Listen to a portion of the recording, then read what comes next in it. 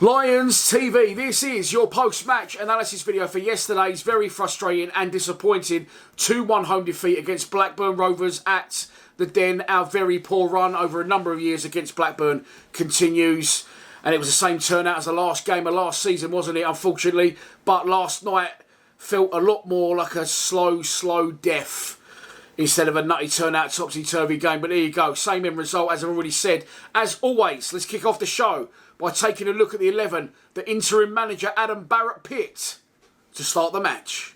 Okay, so it was a change of formation, which in turn led to two changes in the starting 11. Murray Wallace dropped out and Ryan Long replaced him a lot higher up the pitch. And Billy Mitchell came back in and replaced Alan Campbell. I'm not sure if Campbell was even on the bench, actually.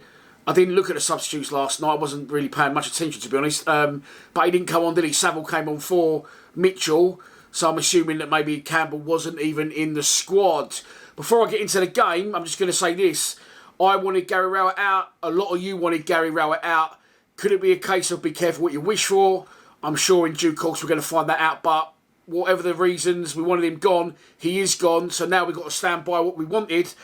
But I do feel it's going to be a very slow road and long process. So we need to be careful, you know, as a fan base, that we don't get on players' backs. We don't get on Adam Barrett's backs, because we're in this together now. We wanted the manager gone. He is gone. But as I said, I think we've got a long road ahead of us. And any manager that does come in, I don't think is going to be doing a great deal with the team he currently has. We, of course, have got a long injury list. Joe Bryan added to that last night by the look of it. And on top of that, whoever comes in is not going to be able to do a fucking thing until January when the transfer window opens. So is it the players or was it the manager? I'm sure we'll find out over the next few weeks. But regardless of whichever it may have been or is, we need to stand by the boys and be patient, because I do think there's a long road ahead of us. Lions TV started about 7, nearly 8 years ago. And I sort of started it. I started it when I started it, but obviously it's worked out to be a perfect time. Neil Harris had come back in. We've been on a big unbeaten run. We got to the playoff final. We lost to Barnsley. Next season, of course, we went up under Harris and had a brilliant cup run as well. And then first season, nearly went up again. Got in the playoffs, nearly, in the championship under Harris. Next season, I think it was 18-19 by that point, 19-20. Harris leaves the club. We weren't in a terrible position when he left, about 15th. Rowett comes in. Lockdown happened. And Rowett had some good finishes, 8th, 9th, 11th, 9th, something like that. And we've never really had a bad time, but I do feel now that, as I already said, a long road ahead, that a lot of those players are now coming to the end of their time frame at the club, and I think it needs a complete freshen up and a complete clear out. That was evident last night. I think it was very much Rowett on repeat. It was a Rowett type performance and type team last night, despite Adam Barrett being in charge. And I think, I did say on social media during the week, did I miss a trick with Adam Barrett? I like what he done against Preston. I even like what he did last night.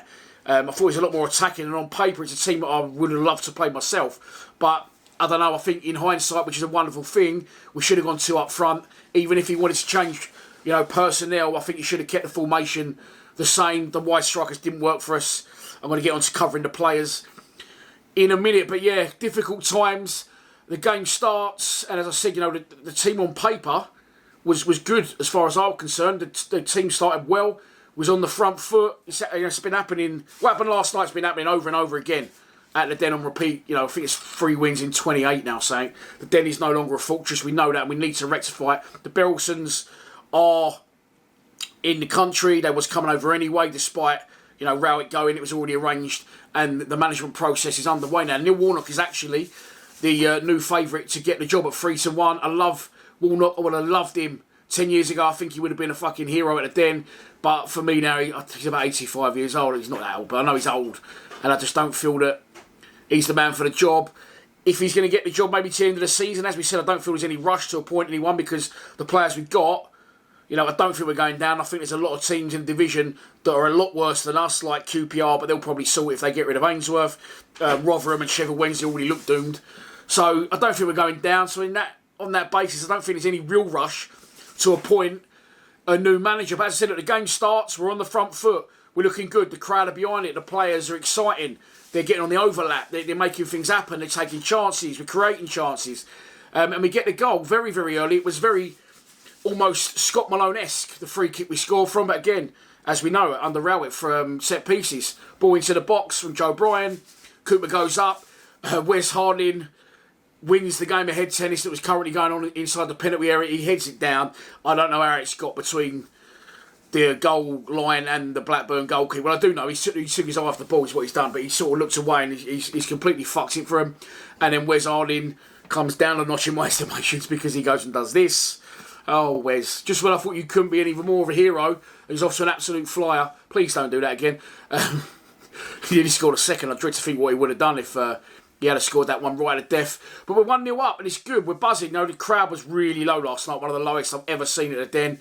Understandable, uncertain times, not getting a lot of joy at home. Watford away, of course, coming up at the weekend. A lot of people will be saving their dollar for that. And it was on the red button. Really low crowd. But despite that, good atmosphere. Until then, again, I don't want to keep mentioning Rowett, but I'm going to have to in this instance. And I will try and stop doing it now. He's gone. That it was, under Rowett it happened. And again, I can't blame Rowett for what happened last night. And I can't blame Adam Barrett. It's down to us being the masters of our own downfall. Individual error. Blackburn had a lot of play on the edge of the box and we allowed them to knock it around too much. Yes.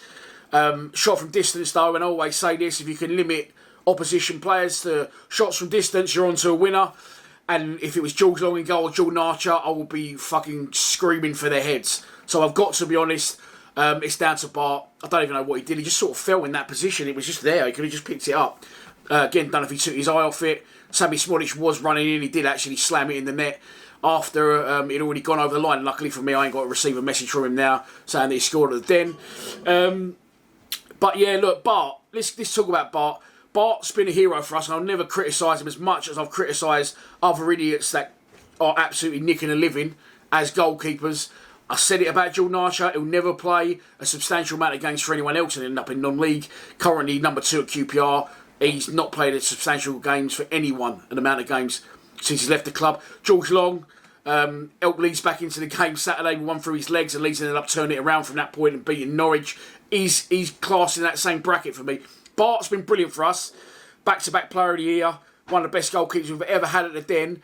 But I do feel for him on the basis, I'm still pissed off of him for doing what he did. And on the note of talking about Bart, he actually went on to have a really good game and made 2 or 3 vital saves for us, especially in the second half when we was pressing for that equaliser. But look, I think we all know, and I'm pretty sure Bart knows, that he's past it now. Okay? He isn't our first choice number 1. We signed the fucking goalkeeper with one leg in Matej Jasakic by the look of it. And then you've got Connell Truman, who is 27 years old, prime age for a goalkeeper, the new Ryan Sanford, never played an amount of games in his life, on loan at AFC Wimbledon 2020, 19 games. Previous to that, spent 8 years at Birmingham and played 14 games. Why we signed this geezer to play in goal, I have no idea. I think we give new contracts to Bart, George Long, signed Ethan Waddy, who plays in the 21s, another goalkeeper whose name I can't even, Dylan something, and Connell Truman. So we've done all that dough on wages at least, if not transfer fees. I don't know why he's at the club. Completely pointless. He's obviously not trusted. So yeah, we didn't do great goalkeeping business, did we? But look, Bart knows, and that's why I can sympathise with him. He knows he isn't number 1 anymore. He knows he's past it, but he's having to play and do what he can. But it's cost us dearly, of course. The equaliser, it squirmed under him, and after that, same old story under out. We capitulate. We're backs to the wall. Everything we was doing good early in the game seems to be sucked out of us, so we just can't do basics. No movement. Blackburn realise that's happened. They're on the front foot. They're pressing. And a lot of possession on very wide on the touchlines. It was something I hadn't really seen before last night. They was getting wide, their wide men very wide. Actually, chalk on their boots, as Roy Passy would have said. God rest his soul. You don't know he is a lot here, but some of you will. Long diags, and they was exposing us with space and then coming in from the wings and cutting into the area. But Bart didn't have too much to do. Didn't have too much to do leading up to half-time. You get to half-time, you hope Barrett's going to get a rock up their arse. I'm sure he did what he could. But I just feel that, as I said, it's all coming to the end of its time frame now at the club. Second half, we was in the game, sort of. No real chance again that I can properly think of. Good cross from the left, and Bradshaw tries to guide one in. But going through the team, I thought Bradshaw worked his socks off, but he had no service whatsoever. And that's down to, and it pains me to say this, because I love both of these players, Ryan Longman and Ida Maka, who's going to go on to big, big things. I thought they was both terrible last night. Unfortunately, boys, sorry if you're watching. Probably not. But look, Amaku for me, again, he's getting pulled all over the place. Longman as well, like positional wise. Barrett should have gone with 2 up front in hindsight. If he didn't change the personnel, as I've already said, he should have definitely kept the formation the same. But he didn't, and I think Amako showed last night he's an out-and-out striker. And I'd love to see him continue his right up front on Saturday at Watford. Midfield, Fleming flitted in and out, showed flashes of brilliance. I think that's what we're going to get out of him now. You know, absolutely nothing, or a match winner.